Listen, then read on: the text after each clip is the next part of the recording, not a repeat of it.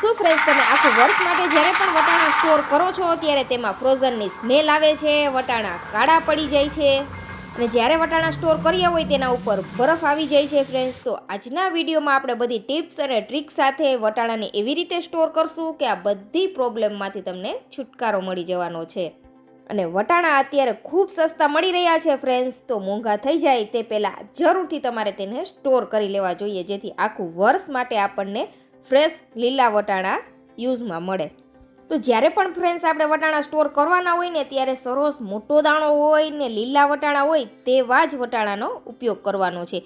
કૂણા દાણા હોય તેને તમારે હટાવી દેવાના છે અને કોઈ સડેલો દાણો હોય કે અંકુરિત થઈ ગયેલો દાણો હોય તે પણ તમારે હટાવી દેવાનો છે. તો હવે આપણે તેને થોડા એવા સ્ટીમ કરવાના છે, બ્લાન્ચ કરવાના છે. તો તેના માટે ફ્રેન્ડ્સ આપણે અહીંયા થોડું એવું પાણી લીધું છે. અહીંયા ધ્યાન રાખવાનું કે આપણે નમક નથી ઉમેરવાનું ફ્રેન્ડ્સ, ફક્ત ખાંડ જ ઉમેરવાની છે.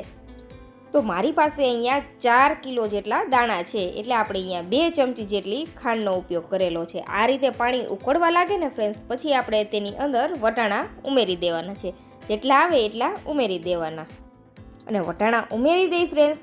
પછી તમારે થોડી વાર જોવાનું, આ રીતે વટાણાનો દાણો છે તે એક એક ઉપર આવવા લાગશે. બધા વટાણા જેટલા તળિયે બેસેલા છે તે બધા ઉપર આવી જાય ત્યાં સુધી જ આપણે થવા દેવાના છે.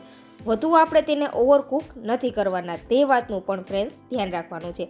અને વટાણા આપણે બોઇલ કરીએ છીએ ત્યાં સુધીમાં ફ્રેન્ડ્સ બીજા વાસણની અંદર આપણે બરફવાળું ઠંડુ પાણી તૈયાર રાખવાનું છે, જેથી વટાણાને આપણે તરત જ ઠંડા પાણીમાં ઉમેરી દેશું. તેને લીધે તેની કુકિંગ પ્રોસેસ પણ અટકી જશે અને વટાણા ઓવરકુક નહીં થાય. તમે જોઈ શકો છો આ રીતે બધા દાણા છે તે ઉપર આવી ગયા છે.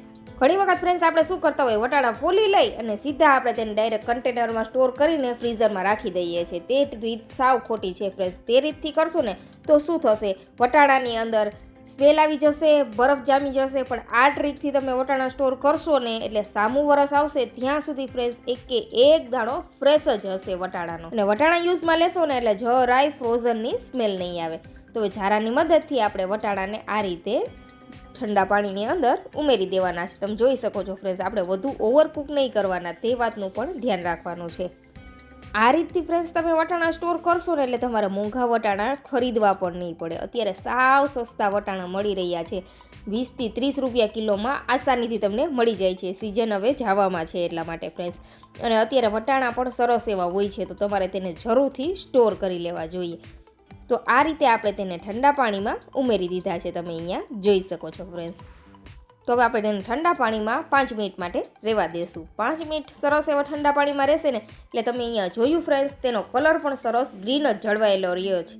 જરાય પીળા નથી થયા કે કાળા નથી થયા. આ ટ્રીકથી ફ્રેન્ડ્સ તમે જરૂરથી વટાણા સ્ટોર કરજો, તમારા વટાણો લાંબા સમય સુધી ફ્રેશ જ બનેલો રહેશે.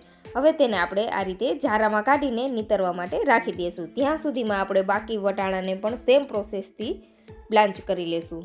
ઉનાળાની સિઝનમાં શાકભાજીનો ભાવ આસમાને પહોંચી જાય છે ફ્રેન્ડ્સ, ત્યારે તમને આ વટાણા ખૂબ ઉપયોગી થશે. જો તમે માર્કેટમાંથી ફ્રોઝન વટાણા ખરીદો ને ફ્રેન્ડ્સ તો તે 200 થી 400 રૂપિયા કિલોમાં તમને મળતા હોય છે. પણ આ ટ્રીકથી તમે જરૂરથી સ્ટોર કરી લેજો ફ્રેન્ડ્સ. 50 થી 40 રૂપિયામાં તમે 1 કિલો જેટલા વટાણા સ્ટોર કરી શકશો ફ્રેન્ડ્સ. જરૂરથી ટ્રાય કરજો.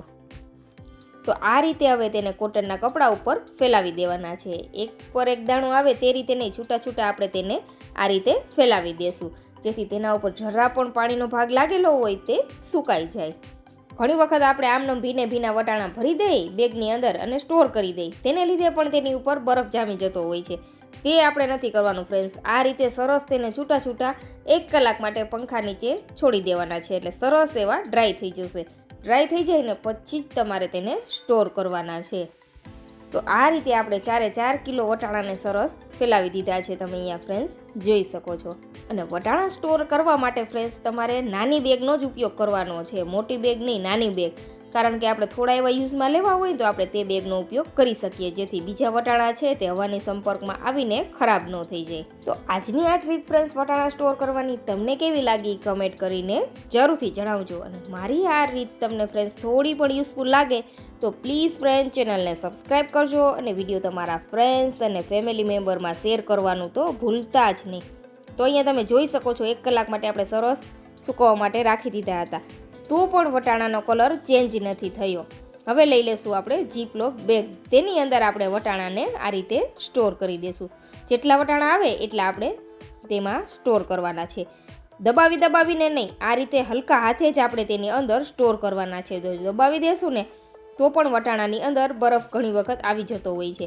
એટલે આ રીતે તેની અંદર હવા અવર જવર થાય તે રીતે આપણે વટાણા સ્ટોર કરવાના છે. તમે અહીંયા ફ્રેન્ડ્સ જોઈ શકો છો. આ રીતે આપણે સરસ એક બેગની અંદર વટાણા સ્ટોર કરી દેશું.